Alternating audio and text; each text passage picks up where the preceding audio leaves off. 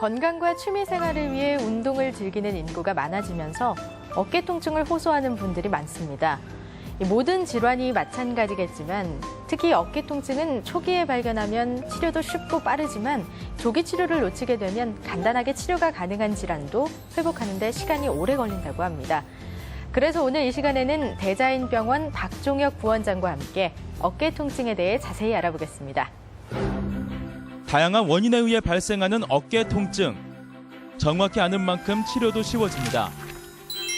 정형외과 전문의 박종혁 부원장과 함께 어깨 통증에 대해 이야기합니다.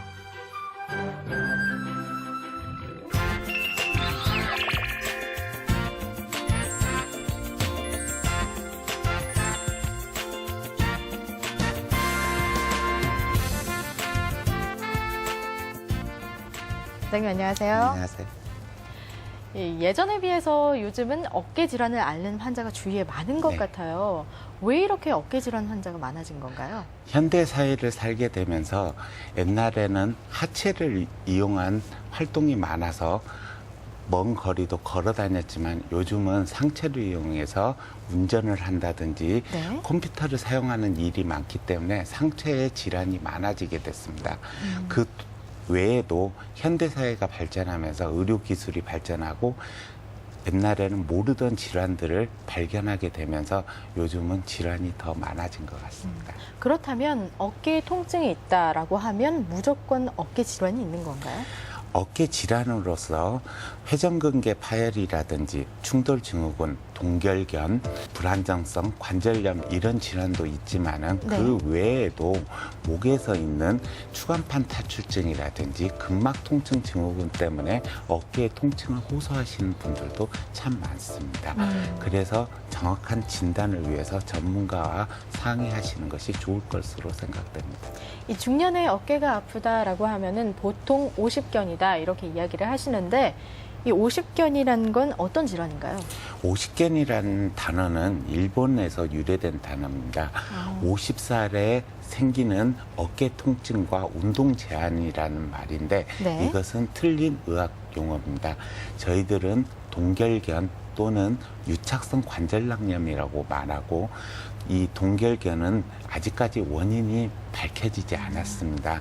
다른 질환에 의해서도 유발도 되지만은 네. 아직까지는 정확한 원인이 없기 때문에 어떻게 보면 낫는 방법도 여러 가지가 있다고 볼 수 있습니다.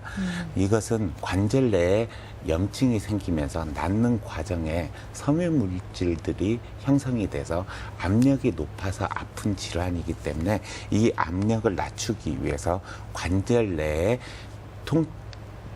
통증을 없애기 위해서 약물요법이라든지 네. 다른 치료요법을 사용하게 됩니다.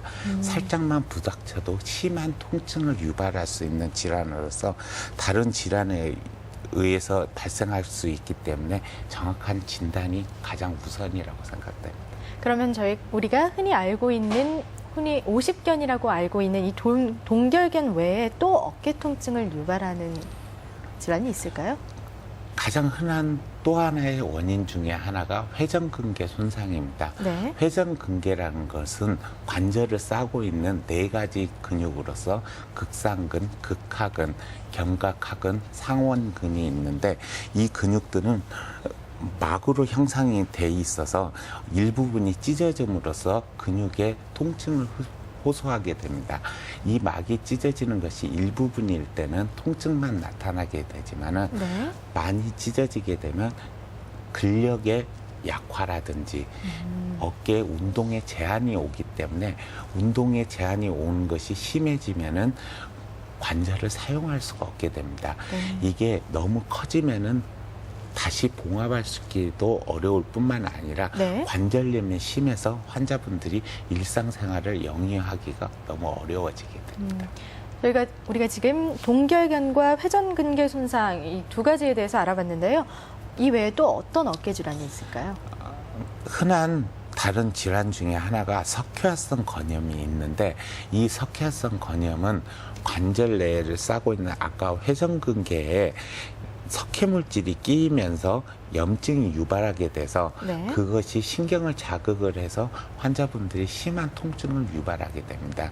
이 석회성 건염이 심한 경우 같으면 환자분들이 어깨가 빠지는 듯한 통증, 칼로 도려내고 싶을 정도로 심한 통증을 호소하기도 합니다. 그렇지만은 이것을 다 제거해야 되는 것이 아니라 그 안에 있는 염증만 없애주면 괜찮습니다. 초반에는 이 석회성 물질들이 치약처럼 부드럽기 때문에 쉽게 사라지는 현상이 있고 나중에 진행이 되면 딱딱한 가루처럼 형성되어서 네. 오래 가는 경우도 있지만은 이것이 꼭 어깨 통증과 일치되는 경우는 별로 없게 되기 때문에 꼭 수술을 요하지는 않습니다. 앞서 어깨 질환의 종류에 대해서 말씀하시면서요. 불안정성에 대해서 이야기를 해주셨는데 어깨 불안정은 어떤 건가요? 어깨가 관절이 앞과 뒤, 아래로 빠지는 경우가 있습니다. 네. 운동을 하다가 다쳐서 관절순이 찢어져서 빠지는 경우 같으면 이런 경우는 수술을 해서 꼬매야 되겠지만은 선천적으로 관절이 유연해서 빠지시는 분들도 많습니다. 네. 이런 경우 같으면 관절을 싸고 있는 근육을 강화를 해서 관절이 빠지지 않도록 잡아주면은 충분히 치료가 가능하게 돼 있습니다. 운동요법만으로도 치료가 가능한 거군요. 사실 사람들이 어깨 통증이 있어도 병원을 잘 찾지 않게 되는 이유가요. 참으면 나아지겠지라는 생각도 있지만 병원에 가면 무조건 수술을 받아야 한다. 이런 두려움이 있기 때문이거든요. 어깨 통증이 있으면 무조건 수술을 해야 되나요? 수술은 어떻게 보면 치료로서는 가장 쉬운 방법이 될 수 있습니다. 네. 원인 자체를 열고 그 길을 꼬맨다든지 제거를 하면 되지만은 네. 이 환자마다 개개인 사정이 있지 않습니까? 그렇죠. 신체적인 요건, 건강 요건, 경제적인 요건들이 있기 때문에 병만을 보는 것이 아니라 환자를 보고 치료하는 것이 가장 좋은 치료법이기 때문에 환자에 맞는 치료법으로 치료하는 것이 나아서 정확한 진단에서부터 정확한 치료까지 여러 가지 치료법을 환자에 맞는 치료법을 적용시키는 것이 가장 중요한 것으로 생각됩니다. 네, 마지막으로 어깨 통증으로 고민하고 계시는 분들께 한 말씀 부탁드립니다. 요즘 인터넷이라든지 방송에 의해서 환자들이 여러 정보를 갖고 병원에 오시는 경우가 많습니다. 네. 정확하게 알고 오시는 분들도 많지만은 잘못된 정보로 환자분이 진단과 치료 방법까지 의사들한테 제시하는 경우도 많습니다. 진료와 치료는 의사들이 하는 것이기 때문에 의사들에게 맡기고 정확한 진단과 치료를 하시는 것이 좋을 것이라 보고, 어떻게 보면 통증이라는 것은 환자들한테 쉬라는 우리 몸의 신호이기 때문에 그렇죠. 정확한 진단과 치료에 의해서 환자가 쉴 수 있는 정확한 방법을 제시하는 게 의사라고 생각됩니다. 어깨 통증으로 고민하시는 분들께 도움이 되셨을 것 같습니다. 네, 오늘 이 시간 정형외과 전문의 박종혁 부원장과 함께 어깨 통증에 대해 알아봤습니다. 원장님 오늘 말씀 고맙습니다. 감사합니다.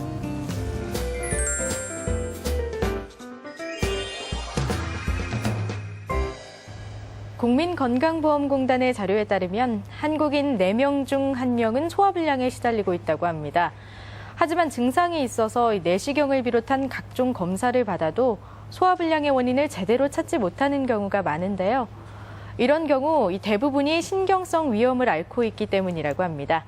그래서 오늘 이 시간에는 신경성 위염에 대해 위담한의원 권수연 원장과 함께 알아보겠습니다. 현대인들의 건강을 위협하는 질환 신경성 위염.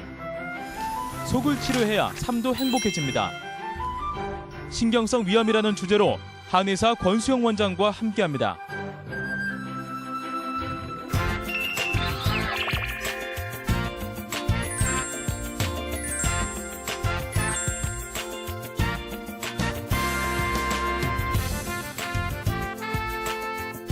선생님 안녕하세요. 네, 안녕하세요.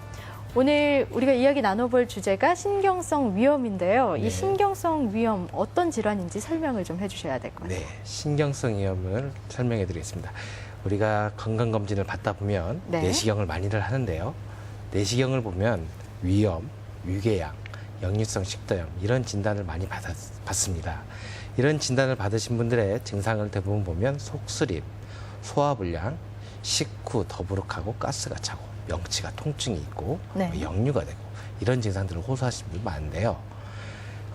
대부분 이런 분들이 또 희한하게 내시경상에 아무 소견이 없는데도 이런 증상을 호소하는 분들이 많습니다. 네. 이처럼 그 원인이 발견되지 않고 내시경상에 그 증상이 발견되지 않는데도 이런 증상을 호소하시는 분들을 통틀어서 신경성 위염 이렇게 칭하고 있습니다.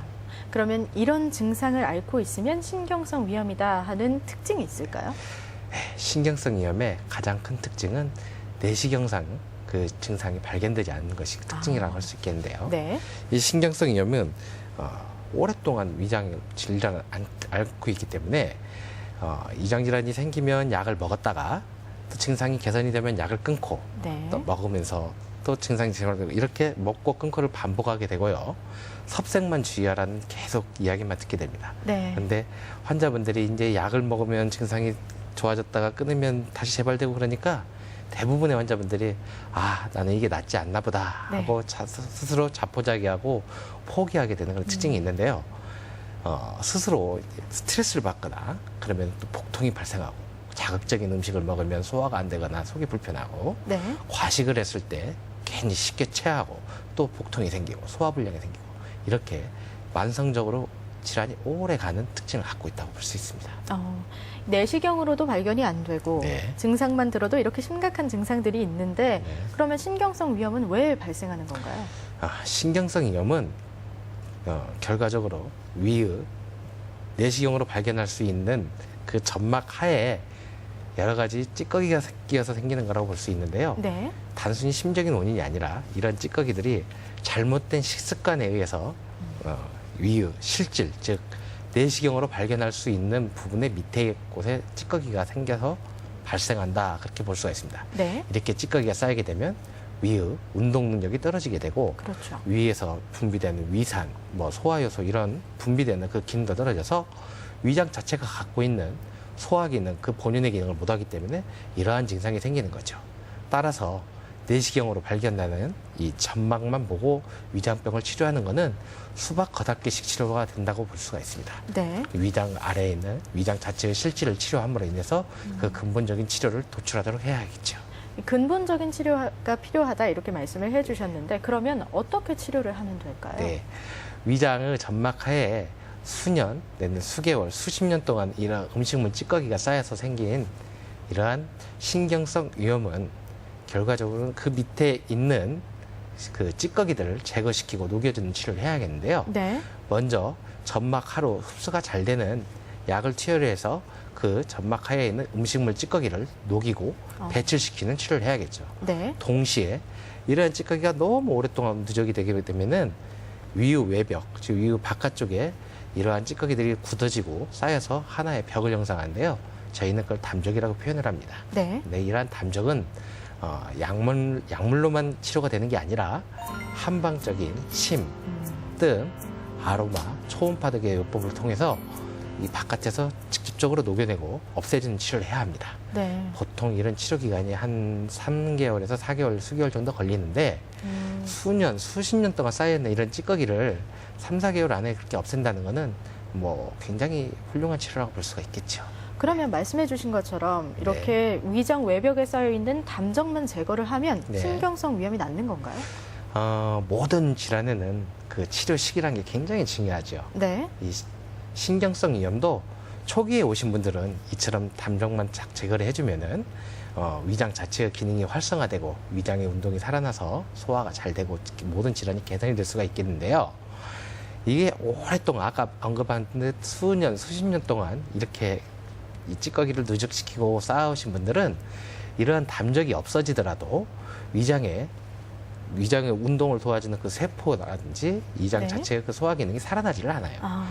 이런 분들은 담적이 다 어느 정도 없어지게 되면은 담적을 없애는 치료 비율을 줄이고 위장 자체의 그 운동 기능을 살려주는 그런 치료 쪽으로 점점 바꿔서 치료를 해서 결과적으로 약을 투여하지 않고 네. 치료를 하지 않아도 정상적인 소화 활동을 하고 건강한 생활을 영위할 수 있을 정도까지 치료를 해야만이 근본 치료가 된다 볼 수 있습니다. 네. 물론 또 치료 방법 들어봤는데 치료도 중요하지만 예. 사실 예방만큼 중요한 게 없잖아요. 당연하죠. 이 신경성 위염을 예방하기 위해서는 네. 어떤 습관이 필요할까요? 일반적인 내과나 의료기관에서는 신경성 위염에 대해서 근본 치료가 안 되기 때문에 항상 환자분들에게 섭생을 어떻게 하라 네네. 그렇게 가르치고 있는데 바꾸어 생각하자면 그런 섭생이 이러한 신경성 위염을 치료하는 데 대해서 예방을 할 수 있는 방법이 될 수 있겠어요. 무엇보다도 자신의 스트레스를 잘 다스려야 합니다. 이러한 스트레스는 위장 자체의 위산이라든지 소화효소 분비량을 올려줘 가지고 점막을 네. 자극을 하여 위장 자체를 이런 음식물 찌꺼기가 더 끼게끔 하는 아주 악영향을 주고요. 더불어 우리가 과식을 피해야 합니다. 모든 위장 질환의 첫 번째 원인은 결과적으로는 음식에서 기인을 하는 건데요. 네. 음식을 많이 먹는다. 이것은 결과적으로는 위장병을 일으키게 하는 필수 요건이 된다. 그걸 아셔야 하고 네. 소식을 하도록 하는 게 굉장히 중요하겠죠. 또 동시에 급식을 피해야 합니다. 급식이요. 예, 네. 급식 급하게 먹는 아. 습관인데 우리나라 사람들이 참 급식을 많이 하시는 편인데요. 네네. 우리 입안에는 이 침이라는 것이 단순히 우리가 뭐 음식을 먹을 때 뭐 부드럽게 한다 그 이상의 많은 아밀라제 등 기본적인 탄수화물을 소화시킬 수 있게끔 아주 중요한 소화효소가 되는 것이 침이라고 볼 수 있습니다. 네. 따라서 음식을 먹었을 때 이 침과 음식이 많이 섞이게끔 해주면 훨씬 위에 대한 부담이 줄어들겠지요. 꼭꼭 씹으라는 예, 그렇죠. 말씀이시죠? 그리고 또 더불어서 이 얼굴 옆에 이 저작근, 굉장히 발달된 저작근이죠. 이 힘이 굉장히 좋습니다. 이빨을 이용을 해서 충분히 기계적으로 씹어주는 이런 식습관이 굉장히 필요한데요. 위로 가서 그냥 잘 씹지 않은 음식을 위가 더 많이 힘들게 소화시키는 것보다는 우리가 이렇게 힘 좋고 성능 좋은 이빨을 많이 이용을 해서 네. 음식을 꼭꼭꼭 씹어주면은 훨씬 위에 대한 부담이 줄어들고 이런 신경성 위염에 대해서 예방이 될 수 있겠습니다. 더불어 인스턴트 음식, 뭐 밀가루, 구운 음식, 또 기름에 튀긴 음식 이런 음식들을 또 피해주는 것도 중요하고요. 또 물에다 이렇게 삶아서 음식을 먹게 되면은 되려 소화에 굉장히 도움이 된다는 것도 참조하셨으면 좋겠습니다. 네. 이 마지막으로 신경성 위염으로 고통받고 계시는 이 시청자분들께 한 말씀 해주신다면요? 네. 신경성 위염, 이거는 의료적으로 결과적으로는 원인이 발견이 되지 않는 질환에 대해서 심리적인 요인이 있다라고 말하는 네. 그 소위 말하는 원인 불명의 질환의 통칭이라고 볼 수 있습니다. 신경성 위염이라고 진단을 받으신 분들은 이런 심리적인 요인에 너무 이렇게 실망하지 마시고 그 원인이 되는 위장 실질의 그 근본 원인이 있기 때문에 네. 여기에 대해서 충분히 진단을 받으시고 빠른 치유를 하시면 훨씬 더 건강하고 좋은 생활을 영위할 수 있으리라고 확신할 수 있습니다. 네, 잘 들었습니다. 오늘 이 시간에는 한의사 권수연 원장과 함께 신경성 위염에 대해 알아봤습니다. 원장님 오늘 말씀 고맙습니다. 네, 감사합니다.